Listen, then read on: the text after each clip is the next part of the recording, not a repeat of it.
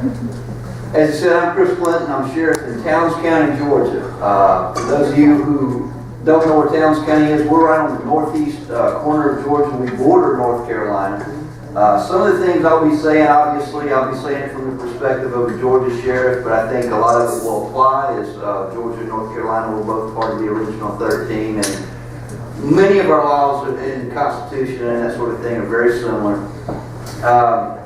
I also have the privilege, I serve as the Region 3 Vice President for the Georgia Sheriff's Association, so my colleagues have shown a little confidence in me that they've elected me to that position twice now. The northeast corner section of Georgia is the area that I represent in that capacity. Yeah, I ran for sheriff initially basically because I felt like something had to be done. We had some bad examples, and when I couldn't answer a question that my daughter asked me about what was going on, I realized it was time to do something. And I was actually kind of hoping somebody else would do something. I was looking to support somebody because I had a great boss that I worked for in another county. But that didn't happen, so here we are. I want to talk to you a little bit today about the role of the sheriffs and of county government a little bit. It's really, in our English common law system of jurisprudence, is really the bedrock of what that hinges around. One of the things that I've told other groups is, there's been a lot of people talk to you today. I'm up here now. Hopefully I'll do okay. I don't have a nice PowerPoint. I simply didn't have time to do that. I actually jotted me down some notes about 5 a.m. this morning to keep me going. My wife says I chase rabbits. And unfortunately, I seem like I'm always so low on time that sometimes my word per minute gets a little fast. And so maybe Dr. Dan, if I get a little too fast, will do this number for me. That works good. But in all seriousness, I think we find ourselves today very much in the same place we've always been. See, there's been a battle throughout the history of mankind. There's two opposing forces. And contrary to what you may hear when you flip on the news, it's not a battle between Republicans and Democrats. It's not even a battle between liberals and conservatives. It's a battle between two forces. One of them wants tyranny, a tyrannical, they want all power in the central form of government, and the other believes in freedom. Yeah. This battle has been with us throughout our heritage as an English common law nation, system of jurisprudence. We face radical progressivists who want to change our nation. They want to take it to something that is not. We have to fight against misinformation at every turn. Whether it's television, whether it's public education, we are bombarded with misinformation. I'm going to talk a little bit about that today. James Madison warned us that if we're going to govern ourselves, we have to arm ourselves with the power that knowledge gives us. I think everybody in this room, that's why you're here. Many of you have done a better job of being studious than I have. But that's what we're talking about today, I believe. 2,600 years ago and some change, Chaldean King Nebuchadnezzar set up his golden image, Book of Daniel, and he called for the sheriffs. He didn't call up Eric Holder and the feds. He didn't call up the state police, because it'd be over 2.5 millennia before anybody came up with these other little bureaucrats. He sent for the sheriffs. The office of sheriff is the oldest elected office in the history of the human race. For over 1,000 years, it's been the bedrock of an English common law system of jurisprudence. The sheriff was there, according to Walrod, when the Romans controlled the area now known as Great Britain. The proconsul was at that day basically a form of a sheriff. Certainly and without argument, the sheriff was there during the reign of Alfred the Great. The sheriff was there in 1066. when William of Normandy came in, and we call it the Norman Conquest or Norman Invasion. I guess it depends which side you were on. It's definitely when cussing was invented, for those who were paying attention. The sheriff was there in 1116 when Henry I established his first penal code. A lot of things happened after that.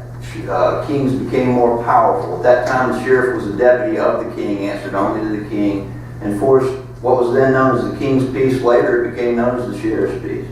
The sheriff was there in 1215 when the Magna Carta came about. I'll say a little bit more about that in just a second.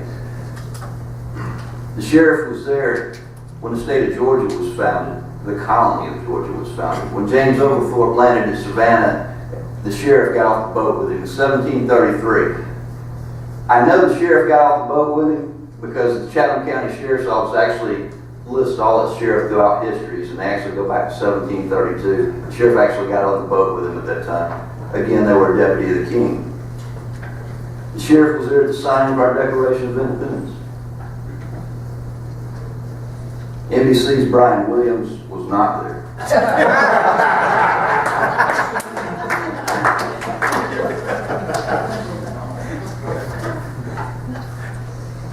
Over a series of years between Henry I and King John, the kings had become more and more powerful.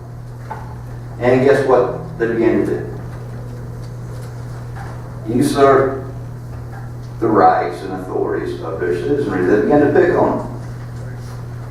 It came to a point, it came to a head in 1215, and the people revolted.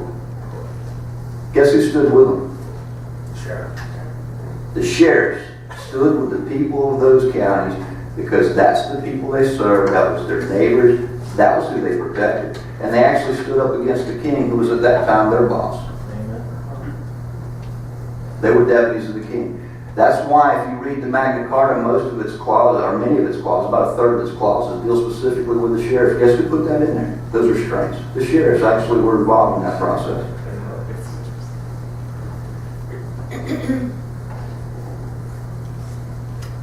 It was at that time when really the county government became a huge part of our legal system. Everything began to revolve around the county government. See, in Georgia, and I think North Carolina is much the same, from what I understand from Dr. Dan. In Georgia, the county exists. It's a political subdivision of the state.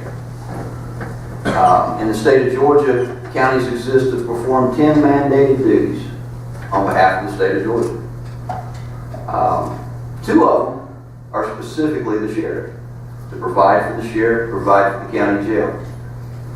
6 of the other 8 require the sheriff in some portion for it to happen.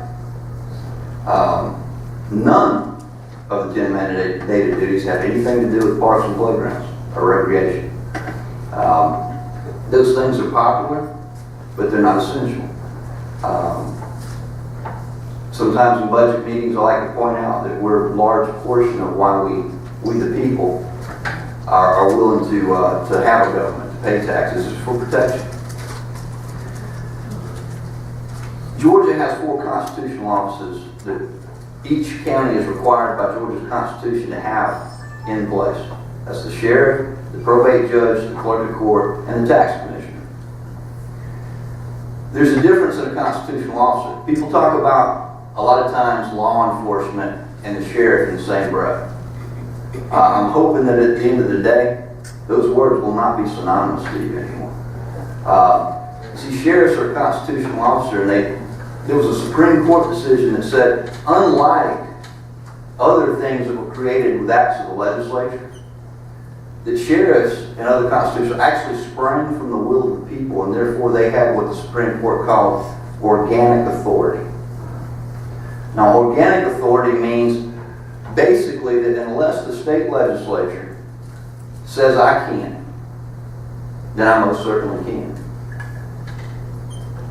If I were a head of an agency that was created by the legislature would say I had these powers or I wouldn't have them. The state of Georgia recognized a long time ago that the sheriff in Georgia carries with them all the common law duties that they had in England. But they also have organic authority, which is kind of the same idea. It comes from we the people. See, one of the things we chose in America when we came to the colonies initially, within about 20 years there were examples in the first colonies of, even though at that time the sheriff was the deputy of the king, there were examples of colonists electing their own sheriff rather than wait to hear from the King of England who the sheriff was going to be. We kind of had this idea going from the beginning we could govern ourselves.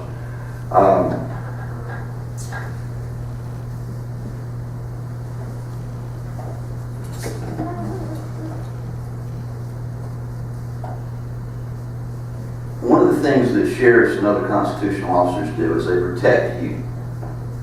See, we answer strictly to you. I don't work for, people talk about the feds telling the sheriffs what to do. I love it when I see these old television shows where the feds show up and they say, we got this sheriff, you can go on. That's what they want. That's what they want. Not in Towns County, Georgia.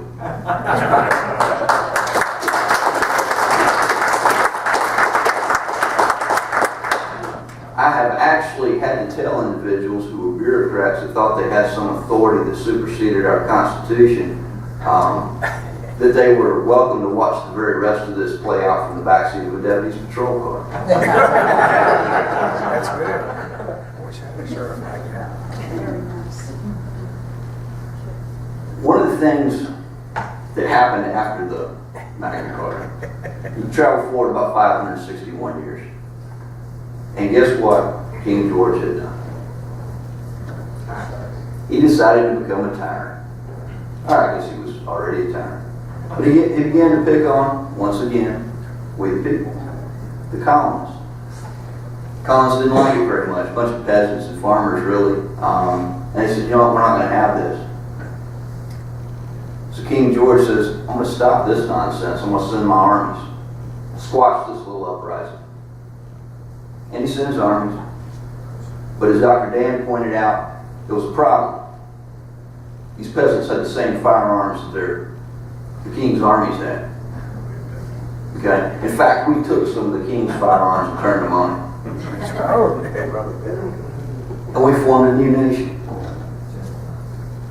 When we declared our independence, I'm sure everyone in this room has, but I always tell people, you need to read the Declaration of Independence from time to time so that we can remind ourselves what we started on this journey, what we came out from under. One of the questions I ask people, and I teach a lot of classes in Towns County, I teach safety classes, we teach firearm safety to the kids in our fifth graders in our school, because we live in America and they're going to come in contact with a firearm. I want them to be safe when that happens. Okay? But one of the things I like to ask people is, where do we get our right to keep and bear arms? You can probably guess the number one answer. The number one answer is always going to be the Second Amendment, but I already heard somebody say it as a spoiler. And I always tell them it's exactly right. I've heard a couple of people say it. We get it from God. It is inherited at birth. It cannot be taken away by the government. It is recognized in the Second Amendment. Okay? As Dr. Dan was pointing out, that's not a privilege bestowed on me by the government. One of the things I get really aggravated about as a sheriff is when I hear about places like, say, New York City. Not to pick on New York City. Might be some fine people here from New York City, but their laws stink.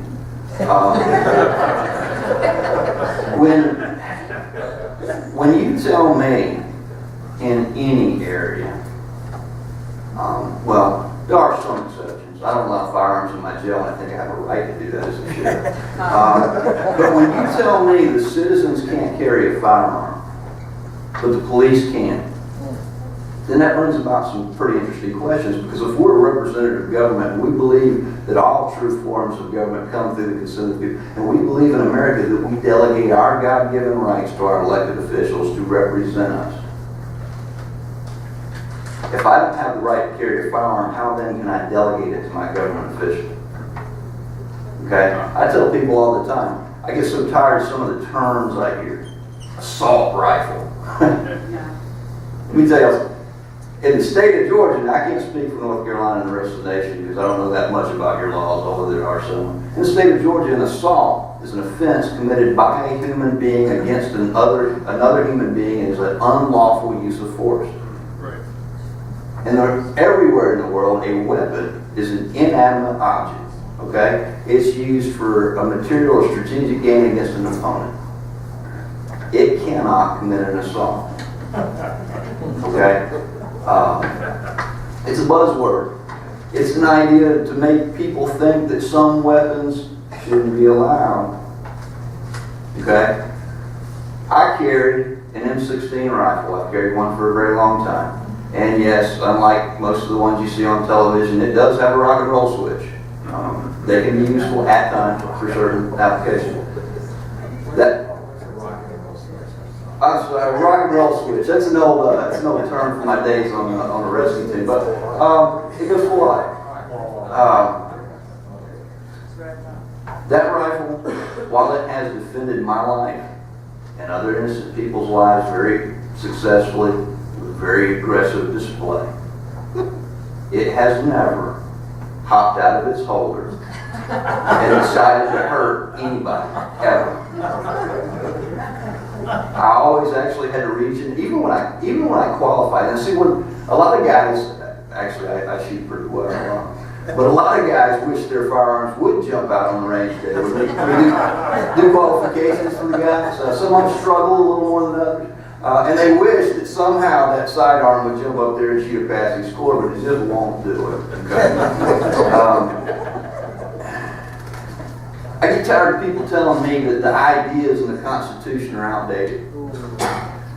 I like to tell people in one of the classes that we teach in Towns County's Assistant Law Enforcement Academy, and the first night, I do the whole first night. And it's basically a history of the office of sheriff. And to do that, we have to talk a lot about the history of America. And we spend a little more time than I have here today. But one of the things that I talk about is this thing about the Constitution being outdated. Well, if that's the case, it was outdated when it was written. Okay? The same things in our Bill of Rights were in the English Bill of Rights. They were in Virginia's Declaration of Rights. These ideas, we've had a right recognized by the government to bear arms throughout our history. Okay? The people that want to tell you it's outdated are the same people that want to tell you the Constitution's a living, breathing document. They're called progressives. I don't like them very much. I think they should call themselves regressives because they don't like that term. Because I don't want to be put back under a tyrannical rule of anybody. There's nothing new about that idea. Those ideas aren't outdated. The only people that don't want you to have firearms are definitely tyrants. One of the big issues that we have, though, today, and it really is, it's apathy and ignorance. Combination of the two. Sometimes people don't care. Sometimes they haven't heard the right things. You turn on the television. You go to a public education system. A lot of times you're going to get a lot of the wrong information. Somebody, I think the senator was talking earlier about how Congress has given itself all sorts of things outside of Article 1, Section 8. Okay? That's not their job. That's the job of the state. 10th Amendment, we all know what that says. Those things not named in or forbidden by the Constitution belong to the states and the people. Very interesting case came out called Prince versus United States. And kind of give you a little bit of background. There was some Arizona, I believe it was sheriffs, that federal government had come out with some new law and they were going to require the sheriffs to do something. Basically, it was a gun control measure. And there was some guys from ATF came to their training, passed out the little brochures. This is how we want y'all to comply with it. The sheriffs took them all back up, threw them back in front of them, and said, nope. And they walked out of the room, and a couple of the sheriffs got together and they filed a lawsuit immediately and went to the United States Supreme Court. Scalia wrote, when they won, Scalia wrote the opinion. And mostly through the opinion, he quoted James Madison. One of the things he said, though, was the Constitution sets up a system of dual sovereignty. And it does. under the Constitution. Now, we don't talk about Articles of Confederation much anymore because that spells out states' rights. Whenever I had these classes, I always ask people, who's the first president? Everybody says George Washington. What about the 8 guys that were president before him under the Articles? We never hear about those. There's a reason. But, be that as it may, under the Constitution, we do have a system of dual sovereignty. There are things named in the Constitution and things forbidden by the Constitution. People's right to keep and bear arms shall not be infringed. That's forbidden by the Constitution. 9th Amendment told us we didn't name everything in the Constitution. 10th Amendment told us the rest of it belongs to the states and the people. That's where your sheriff comes in. See, the state of Georgia, several times it's been brought up, the Supreme Court of Georgia has made it very clear that when it comes to Georgia law, that is a state power, a state function. The state of Georgia considers itself to have the authority to police within the state of Georgia. They've also made it quite clear that it was the intent of the General Assembly that the sheriffs be that basic form of law enforcement for every county in the state. They've made it quite clear that the sheriff is the arm of the state of Georgia in enforcing the laws of the state of Georgia.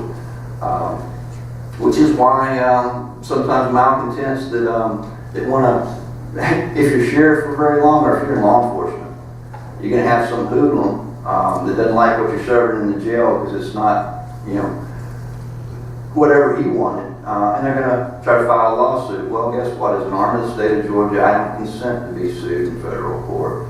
And how are you going to sue me in Georgia court if I'm just being the sheriff? Now, if I personally violate your constitutional right, that may be a different matter. But you can't arbitrarily do that. Anderson pointed out in a book, A Treatise on the Laws of the Sheriff, that because of all this common law authority of the sheriff, that when a situation arose, it became the sheriff, not only the sheriff's right, but his duty to determine what the public peace and tranquility demanded and to act accordingly. The Georgia Supreme Court put it this way. They said it's the duty of the sheriff to preserve the peace, protect the lives, persons, property, health, and morals of the community. The office of sheriff is the only elected, it's not only the oldest, it's the only elected office of any kind that I know of that has a specific duty to keep people safe, to protect the people, their property, and the health and morals of the community. It's the only law enforcement that actually has a duty. Law enforcement officers are given the authority, any law enforcement officer, by an act of the legislature, can be given the authority to enforce the law. Sheriffs have an actual duty to preserve the peace, protect the lives, person, property, health, and morals. I ask deputy sheriffs when they come in, when they're brand new, one of the first things I like to ask them is, what's your job? Until they talk to me for a minute, most of them think their job is to enforce the law. It's not your job. You have that authority, but you have a duty first. And you enforce the law to the end of meeting that duty. Okay? People talked, I think Dr. Dan had something on his film about this arbitrary stuff that goes on with traffic enforcement, and some people speed and they get pulled over and some people don't. You want to tell a deputy sheriff in Towns County? It's real simple. If somebody, a person, or their property are placed in danger by a person's activities, I expect you to address it. Now, how you address it is largely left up to them, because I hire deputy sheriffs that have enough intelligence and I monitor what they do. And one that doesn't make good decisions doesn't last very long with me. They exercise common sense. Now, a lot of times I hear some of these police departments like to poke fun at these deputies when they exercise common sense, but you know what? The truth is, and I teach this to the deputies, when you exercise your common sense, you're doing it because you're a deputy sheriff and you have common law authority. Georgia Supreme Court recognized. Georgia actually adopted the English common law statutes back in 1784. All those prior to our Declaration of Independence. And deputy sheriffs exercise common law authority. As a sheriff, I can actually come out and do things that, without the legislature telling me I can do them. Two guys are getting in a rivet, I can separate them. because under the common law authority, I can say, you know what, you're disturbing the peace, you two, separate. I don't have to come out with a warrant and take them to jail. I can show a little common sense. And I also can look at the situation if it requires more than that. I have the authority to arrest somebody if I need to, as a law enforcement officer.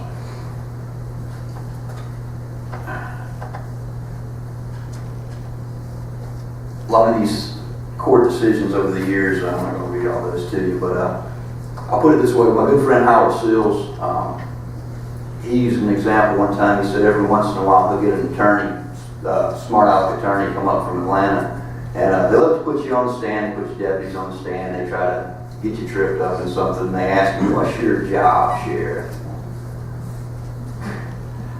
And Howard Sills smiles, looks over at the jury and says, I'm the duly elected and lawfully commissioned sheriff of this county. And as such, I have the duty to preserve the peace, protect the lives, persons, property, health, and morals of the community. I'm the keeper of the county jail, and I'm the arm and sword of this honorable court. They usually don't do that. They usually, they don't do that. I'm letting you know. They usually wish they hadn't asked that question. A lot of people would like to do away. And it's part of this attack on the state's rights. It's part of this attack on freedom. A lot of people would like to do away with the sheriff. And I'll tell you why. Your sheriff works for you. Okay? I don't work for the president. I don't work for the Department of Justice. I don't even work for the governor. I work for the people of Towns County. Anderson talked about it. The Georgia Supreme Court has addressed it. I answer to one sovereign. Just like the sheriffs of old that were deputies of the king, I'm the deputy of the people of Towns County. They're my king. They're my sovereign. That's who I answer to. Now, I turn on the news and there's some cockamamie bill out here that's bad policy. They want to take away our guns. They want to regulate our guns. I love it when they say it's to protect law enforcement, hogwash. Yeah. They'll even get, a lot of times they'll get law enforcement officials to speak on this issue. That's a buzzword, y'all. Next time, check up on them and see how many sheriffs they can get to uphold that position. See, they get appointed figureheads. Our state legislature does the same thing. They'll listen to the chiefs of police. Nothing against the chiefs of police. Some of those are really good guys, and some of them are very constitutional. I've got some friends that work at police departments. But who do they answer to? City council, mayor. You see, the people that appoint them. You know, the colonel of the Georgia State Patrol, who's he answer to? The governor appoints him. I answer to the people of Towns County. I'm one of 159 sheriffs in Georgia. We answer to the people. Guess what? When they ask me a question, they're going to hear. They're not going to like the answer. They usually don't like the answer. But they're going to hear what I know the good people of Towns County elected me to say. If it's a bad policy, I'm going to call it a bad policy. If it's going to hurt the freedom and liberty of the people of Towns County, I'm going to tell them so. And I go a step further, and sometimes they get a little mad at me. When they won't listen to me, I'll shut down their email addresses. I'll make them get so many phone calls they have to generate automated responses. Phil mentioned earlier, I'm very thankful. I have 3 constituents from Towns County that are here, drove a long way to be here. And they'll tell you, I'll let the folks know if it's a bad idea, it's a bad idea. Now sometimes the folks in the legislature don't like that very much. I don't care, because I don't work for them. I'm going to look out for the people that are my boss. I mean, wouldn't you? It just makes sense. I mean, if you like your job, shouldn't you ought to try to do the right thing and do a good job?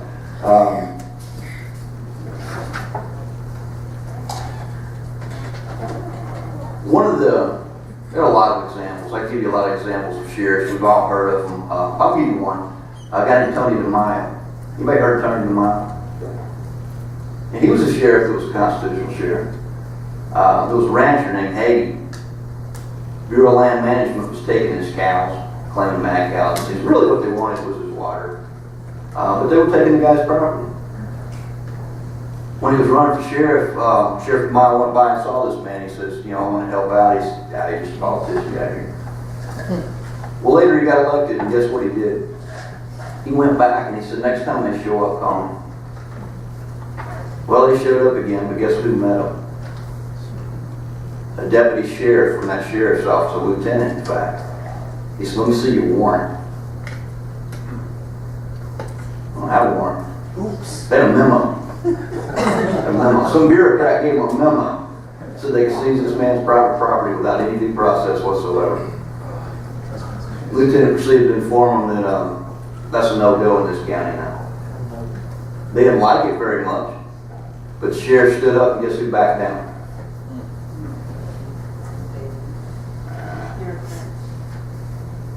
Every example that I've seen where a sheriff stood up, for the most part, the bureaucrats back down. Now it's being chipped away at them. I'm going to tell you the truth. Little by little, they're chipping away at it. They're chipping away at it. The television is giving this information. They're chipping away at it in our school systems that are giving this information. Very few citizens can tell you the difference between your elected chief law enforcement officer of the county and some appointed chief or whatever title you want to give them of some department. That's why I always use the term the office of sheriff, because it's too easy to say sheriff's office and then people start saying sheriff's department. I'll teach you something today if you don't already know it. Whenever you hear the term sheriff's department, correct me. I am not a department of any other office. I serve as a duly elected sheriff, answering directly to the people. It is an office of sheriff. And therefore I can represent you. People say misleading information. They'll say we should do away with sheriffs, like some states have unfortunately done, because it's so political. Office of sheriff is political. I got a question. I got a chief of police. He's a good friend of mine. He's a good guy. He's got 5 city council members that are his boss. What do you think happens if he makes 3 people on that council mad?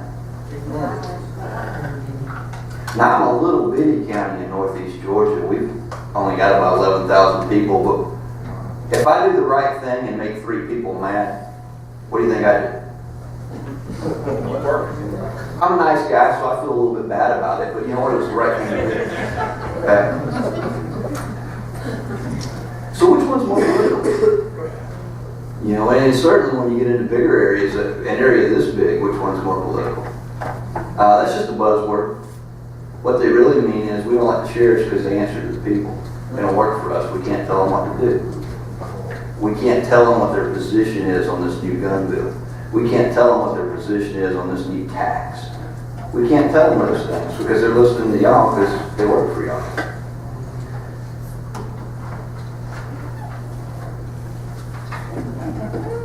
The biggest problem I think I see with Washington and with the way things have gotten, people, we put a lot of emphasis. We talk about presidential elections, we talk about Congress, and that's good. We need a constitutional president, I agree with that. We need to send a bunch of original intent constitutionalists to both houses, I agree with that. We need to put some on the bench in the Supreme Court. But the truth is, we can't count on Washington to keep itself in check. It doesn't work that way. That's why our founders were smart enough. A couple things they did. They divided the powers of the central government. Well, unfortunately, those powers aren't so divided anymore. We're allowing the executive branch to just write memos. And we've got a Congress to draft things that are outside Article 1, Section 8, based on what the executive branch wants. But there was an even more important separation in there. Those things not named in or forbidden by the Constitution are matters for the states of the people.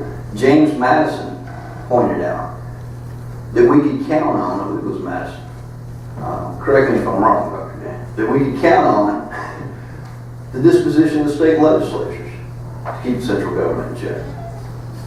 But that's not happening. And we've talked a lot about money. I agree. We need to get rid of the 16th Amendment. That's one of the worst things that happened to us. Here, here. But I also agree with Richard Mack and some of these other guys. You know what?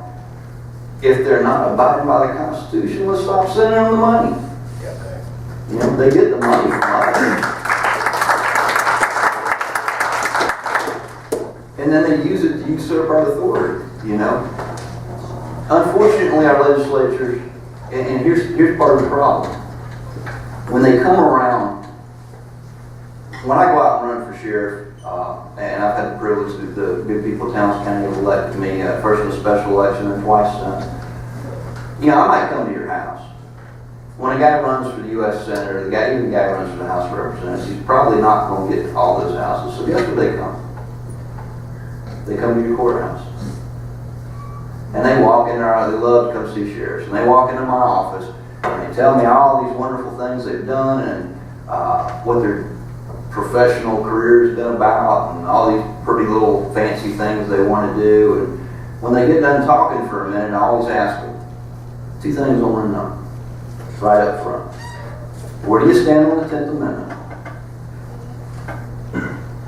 Half of them give me a deer in the headlights look. You know why? They never read it. They've never read the Constitution because they don't know, and they don't care what's in there. They want this job over here. Okay? Now I have to explain to them what the 10th Amendment is. And then I say, how do you feel about the office of sheriff? Most of the time I get two answers to that. One or two answers. It'll either be how much they love public and support public safety, or they'll be more specific, how I really support law enforcement. At which point I tell them, have a nice day, get out of my office. Okay? Because here's the problem. I didn't ask them how you feel about public safety. We all want to be safe. What I want to know, you're running for this office, have you done your homework enough to know the difference between a sheriff being the chief law enforcement officer that I can elect? See, I'm a citizen first. I want, like our founders intended, I want to be able to hire and if need be, fire my chief law enforcement officer. I tell people in our county all the time when I talk to them, if I'm not doing the job you elected me to do, it's your duty as a citizen to send me packing. Okay? We teach a 10-week course called Citizen Law Enforcement Academy. By the end of that 10 weeks, guess what those people know? Everything they ought to know about the office of sheriff, what it is, where it comes from, how it runs, what they should expect. Now, who's that holding accountable? Me. I believe in the Constitution, but I hope if we can get enough people through it, before my time is done, I'm hoping it's holding future sheriffs accountable as well. I want the people of Towns County to know what it looks like and what it should be. Because it's our duty to fire those who don't represent us properly. But how do we do that? There may be somebody in the phone, maybe the senator or two. I can't get the President of the United States or the Speaker of the House or the Justice, Eric Holder for that matter. I can't get any of those guys on the phone. And it's probably a good thing. I may say some things that were somewhat unchristian of me.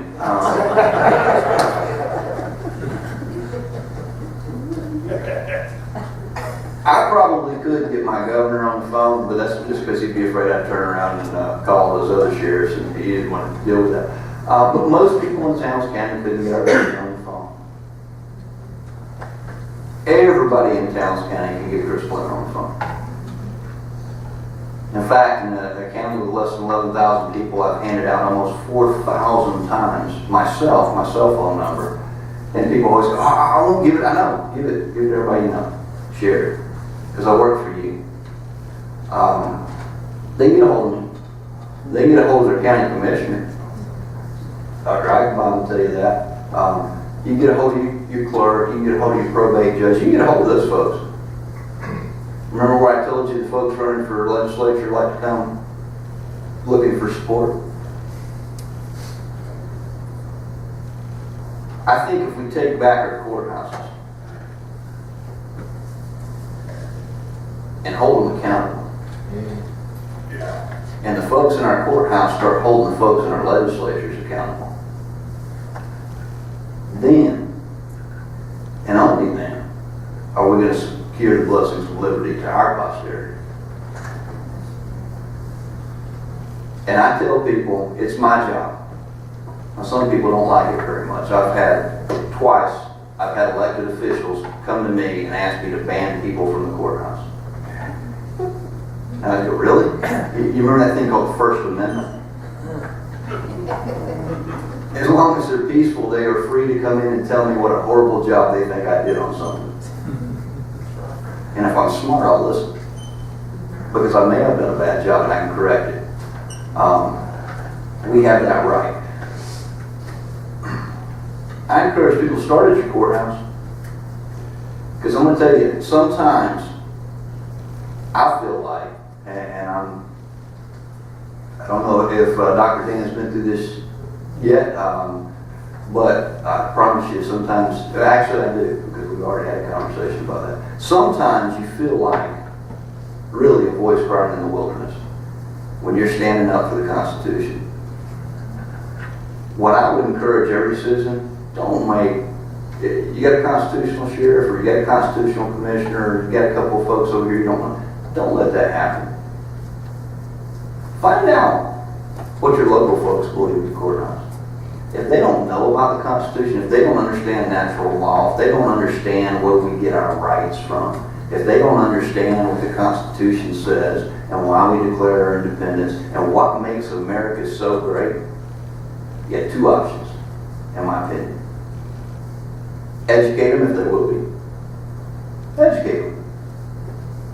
We all had to learn what we know. We don't know what we know until we do, right? So you educate them.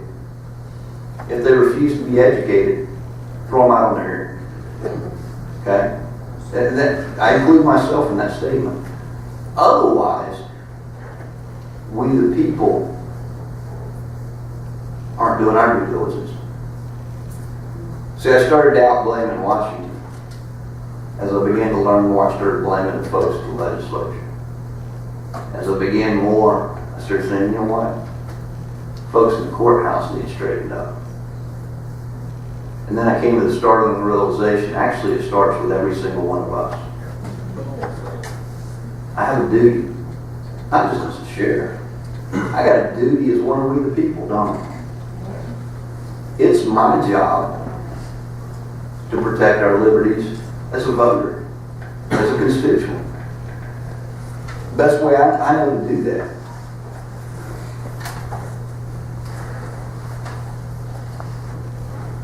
and that really, I think, is, at the end of the day, the only place to start. Like I said in the beginning, I think we're exactly where we were in 1776. We're exactly where we were in 1215. We're exactly where we were throughout the history of the human race. We're on a battleground. Two opposing forces. One of them's going to determine the future of America. I think it's time for we the people to take an active role. Take back our courthouse, our legislature. Take back our education system. Why do we allow the federal government to impose what our children are learning? Let me give you an example. We got a great school. This school's good, it's safe. Got a deputy there. Got a 15-year-old daughter. She's homeschooled. She was dual enrolled in college right now. But for a little while, she'd gone to public school. One turning point for her when she asked us to come back to homeschooling, which I'm glad we made that decision, but especially after this, she was given a question on her test. Now, I make no bones about it. I'm a Christian, and I'll say that on this campus. I'll pray in the courthouse, and I really defy the ACLU or anybody else to sue me over that. I have First Amendment right. My daughter was given a question that went to the heart of her belief system.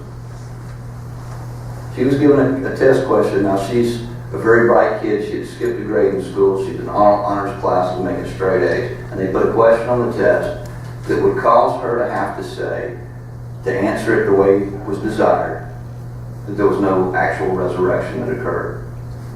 Now, I don't know about everybody in this room, but if you are a Christian, that is a fundamental, that is the essential part of your belief system, the resurrection. So my daughter came home and told me about it, and she left it blank. I was proud of her, 14 years old at the time. She said, I'm not answering that question. She said, I'd rather fail. Why is that occurring? Because we've led. We as a society have failed to arm ourselves with knowledge. I was probably remiss during that time frame, but I've gone back to making sure my children are educated in the truth of what America's about. And we the people have to fix it. I noticed earlier there were a lot of questions and a lot of thoughts and things about sheriff, so if I still have a little bit of time, I thought I would answer a few questions and then get out of your way. It's kind of a comment, suggestion, everything, but I think a few of us are trying to do this is to use our sheriffs. You got to consider the Constitution as a law. It is a supreme law. If someone breaks the law, there's supposed to be justice. Use your sheriff. These appointed officials, public servants, whatever, they're breaking the Constitution, they're breaking the law. Why aren't you calling on your sheriff to have them arrested? And we still have treason out there too. That is a law as well. And if they're treasonous, supporting the communist cause, why aren't you using your sheriff to have them arrested? So we're trying to get that movement, and that would show truly, I think, who really is in charge, and that would give the power back to the people. So I want you to consider if someone was to approach you with that, this judge just, ruled unlawfully against our Constitution. What are you going to do about it? If someone approached, so just keep that in mind. Right. And I've actually went on record with my representatives in Washington about some unconstitutional things that I will do everything within the full authority of the office of sheriff to protect every single constitutional right of the citizens of Towns County. The problem with treason per se, in particular, is that is one of those things that was given to the central government in the Constitution. They determined that. In fact, treason, piracy, and counterfeiting, that's pretty much the whole of it. And yet we have all these thousands of federal law enforcement officers and hundreds of agencies. Whose job are they doing if they're doing anything other than treason, piracy, and counterfeiting? Yours. They're usurping your authority and your share. Yes, sir. I'm still confused and have been for years. I live in Wake County, North Carolina, 1 million people, city of Raleigh, and lots of other cities, municipalities and cities. I never see the sheriff's cars downtown. Now, whose authority? I'm confused. Where the police, the authority of the city of Raleigh and Kerry, and then the sheriff's authority? Where do they blend? Where do they hold one needs more power than the other, and the other's in the wrong place? That's a great question. Did everybody hear it? Because I get that one a lot. I can't speak specifically for North Carolina. However, I'll bet you your books look just like the ones in Georgia. In the state of Georgia, the sheriff, not only is the sheriff inside the city, just like out in the county, the sheriff's actually required statutorily to perform the exact same functions in the city as they do out in the county. That's one example why he remains the chief law enforcement officer inside the city. But the next thing is, if you live inside the city, how many people live inside the city limits? Not me, but how many of you voted and elected your chief of police? Or got the opportunity? But y'all got the opportunity to vote for and your sheriff. If the authority comes from we the people, then once again, constitutionally, and the Supreme Court of Georgia was very clear on this issue a number of times. And I'm sure it's the same way. Now, what happens, unfortunately, practically speaking, even in small town, I have to remind our folks periodically that when they call and ask for a deputy sheriff goes to the call. The city has been given the authority by the legislature to have a police department. That does not take away the sheriff's duty and responsibility to perform as the sheriff inside the city. You have a right if you want a deputy sheriff. I dial 911. What do I get? A police? Most of the time, you're going to get a police officer. You can dial 911, tell them I'm a deputy sheriff. And here's the thing. I think it's unfortunate in metro areas, and I would consider that a lot bigger than downtown Hiawassee or Young here. A lot of the sheriffs have kind of set back and they've worried about warrants in the jail, and they've let county police and that sort of thing kind of take over law enforcement. Well, I don't want to live like that because I didn't elect any of those folks. Yes, sir.